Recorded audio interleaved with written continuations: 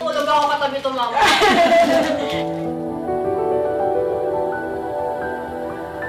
In the case of Sophia, when she came in last January of 2023, yung hair loss niya is really massive. As far as I remember, the last time na I was interviewed for there, naka-jacket ako and naka-cap underneath the jacket. Kasi, to be honest, I wasn't as confident back then as I am right now. Since, yun nga, parang kulang-kulang pa yung hair ko. So, I can definitely say na mas confident na ako i-out yung sarili ko and like show myself talaga like I was before I had alopecia. Sobrang significant yung change kasi pinarealize sa akin ng mga doctors there how unhealthy my lifestyle was. Her diet was very deficient, and when we weighed her, no, she was actually underweight. So we had some conventional lab tests done and it came out na anemic pala siya. So again, it points out to nutrition. Another problem is stress too, no? Highly stressed out siya, nahihirapan din siya matulog, no? Ngayon na parang continuous yung treatment and continuous yung contact ko with doctors, I can definitely say I have a much healthier lifestyle. Like, dati kasi 1 meal a day lang ako, ngayon I eat 3 to 4 meals a day. Talagang super balanced na yung meals ko since dahil nasa in-house nutritionist nila na kinoconsult din ako for like my diet. And then, of course, sinasabi nila sa akin na bawasan yung stress, which I take to heart. Hindi ko talaga ini-stress out yung sarili ko and taking care of my mental and physical health kumpara sa before na I was in there.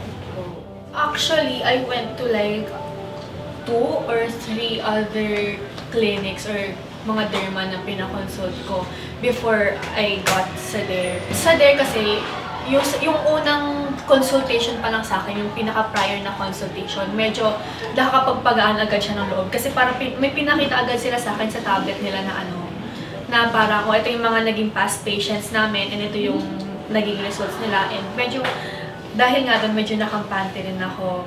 Tapos, talagang in-step by step nila sa akin, okay, ito yung mga gagawin namin sa'yo. Yung mga gagawin namin sa'yo, ito yung ingredients nun. Ito yung magagawa nun sa buhok mo. So, sinabi nila sa akin na they would inject me with stimulants for my hair. They also wanted me na mag-IV na treatment para sa nutrition. You just don't treat the hair, no? But you also try to dig deep into the root problem, no? Because ang hair natin is very dependent on the scalp nutrition. So what we did actually is to, of course, replenish those nutrients. So we did some IV drips, no? Because when you do an IV nutrient therapy, the vitamins are 100% absorbed. Pinasok din nila ako sa in-house nutritionist nila to fix my diet. Nag-recommend din sila sa akin ng daily routine na gagawin, like sprays and like creams, shampoo for my hair. So, ayun po yung pinagkaiba. Parang very detailed po sila and parang dahil doon, parang nakita ko na very dedicated sila sa pagpapagaling talaga sa akin. Kasi syempre yung iba sasabihin lang sa'yo na, oh, eto lang, pahid mo lang to, oh, eto, gawin mo to every night. Unlike dito na parang i-guide ka talaga nila throughout. I went for hair boost and hair bio and then also PRP. And then, nagpa-IV nutrients din po ako ng parang immune system booster na pinapasok din po sa IV.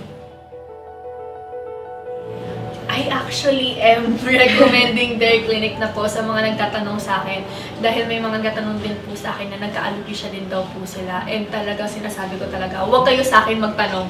Dumiretso na kayo dito, dumiretso na kayo sa derma na ginamit ko kasi sobrang helpful po talaga. Main message ko lang po is, kasi ako talaga dati, sobrang nawalan ako ng hope. And yung pagkawala ko ng hope na yun, only led to more destruction. Kasi lalo lang ako na-stress and lalo lang naglagas yung buhok ko dahil nga nai-stress ako. So, I guess my message is just don't give up. There's always that light at the end of the tunnel. I invite you guys to really try out their clinic for alopecia treatment. And hindi lang for alopecia, they also have other treatments for skin conditions as well. And super bait talaga ng mga tao dito, from the doctors to the staff, and truly gag-guide ka nila in your healing journey. From moderate to severe toxicity last January, just after 3 months, no, naging optimal na siya. It's really a total and holistic approach to hair loss. Yun ang pinaka-important.